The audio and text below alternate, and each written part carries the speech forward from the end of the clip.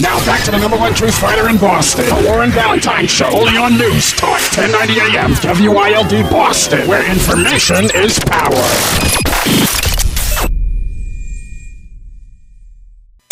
I'm not saying that he doesn't like white people.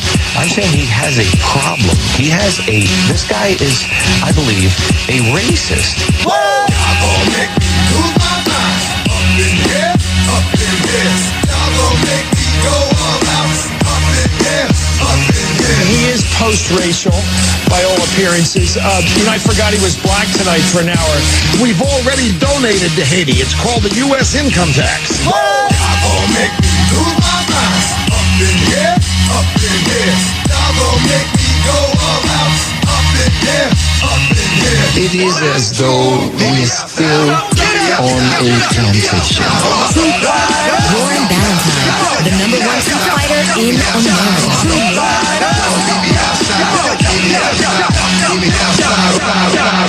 All right, Truth Fighters, I told you I was going to play this interview. You actually run the interview of Shirley Sherrod. It's Miss Shirley Sherrod. Miss Sherrod, welcome to the Warren Ballentine Show. Oh, thank you.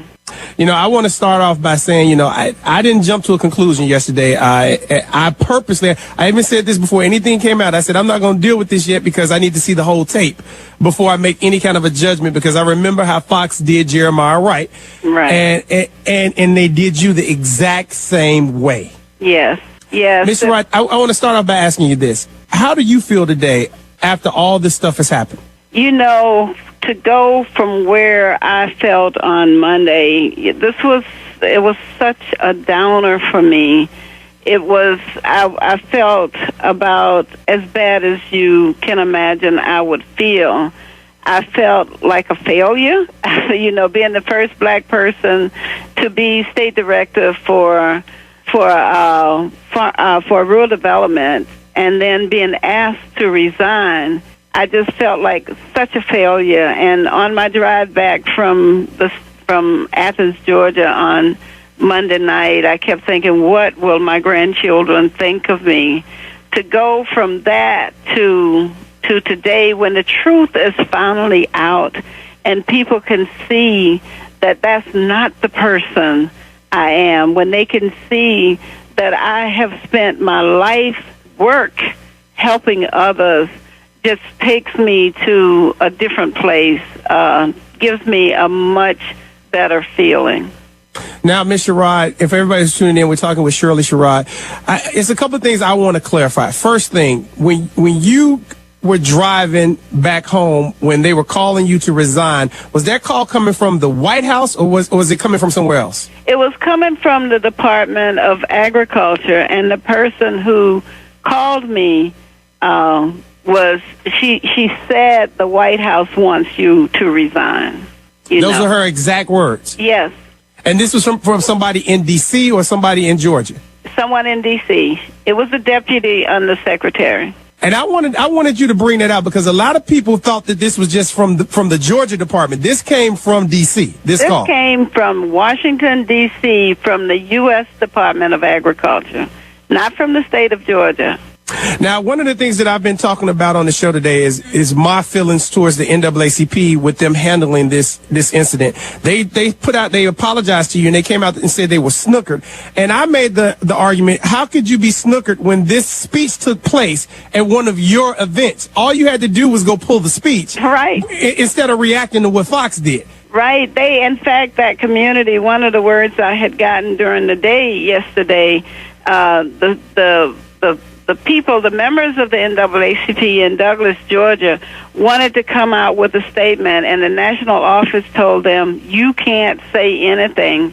And the person who called me to ask me to come there to speak in the first place, someone else called me and told me she was literally in tears because their hands were tied. They knew the truth, and apparently they kept telling the national office, this is not the case. You should see the tape. In fact, the president of that chapter of NAACP, when he called me this morning, said, he kept saying, we sent a case up there to you about some discrimination that was taking place down here. We have not heard one word from you.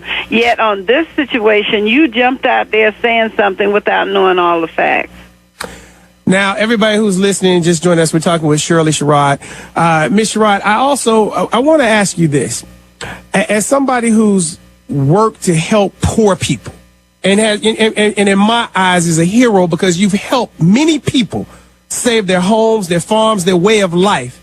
Where do you go from here with dealing with the government? Do you want your job back, or do you just want to just walk away from this because the taste is so bad in your mouth? You know, I can't go around with hate nor feeling bad. There's too much work still to be done.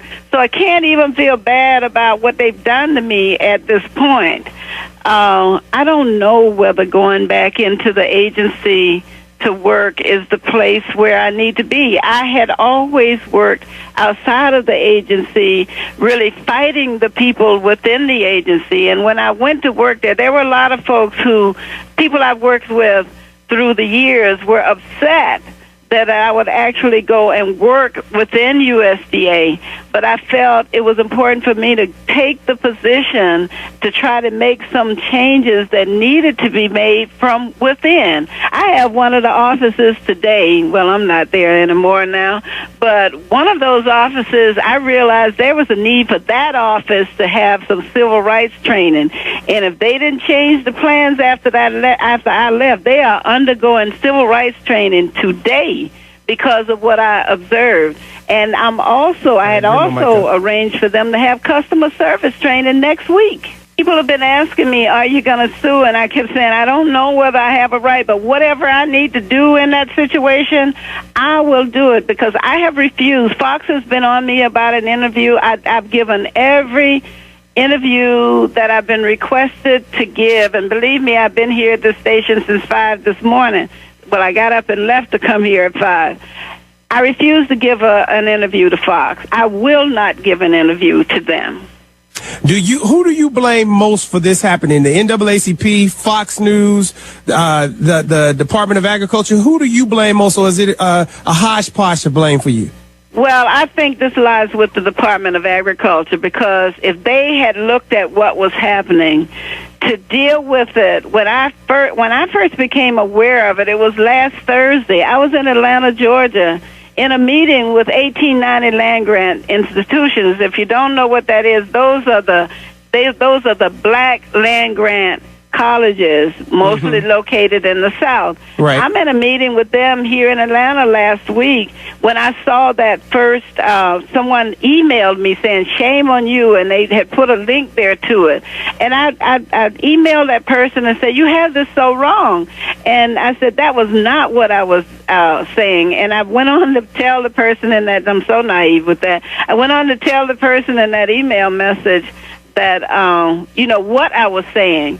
And then that person did email back and say, maybe you've been misrepresented. How can I get a hold of the full tape? So I suggested to him how he could do it. In the meantime, I took all of that exchange with that individual and sent all of those, I forwarded all of those to the U.S. Department of Agriculture to say, hey, look at this, because I was really concerned at what's happening. I didn't hear from them until Monday.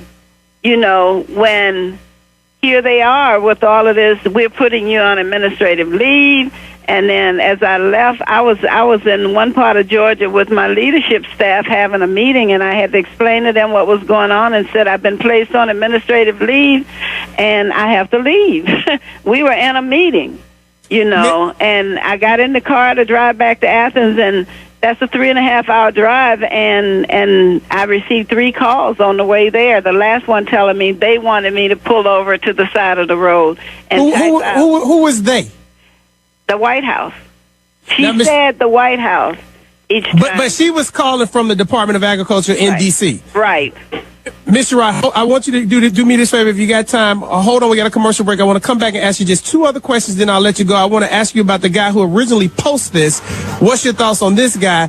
And I want to also ask you, where do you go if you don't go back to the USDA? So hold on for just 1 second. For everybody who's tuned in, we're talking with Shirley Sherrod. We're talking to you Truth Fighters right here, right now, Warren Ballentine Show.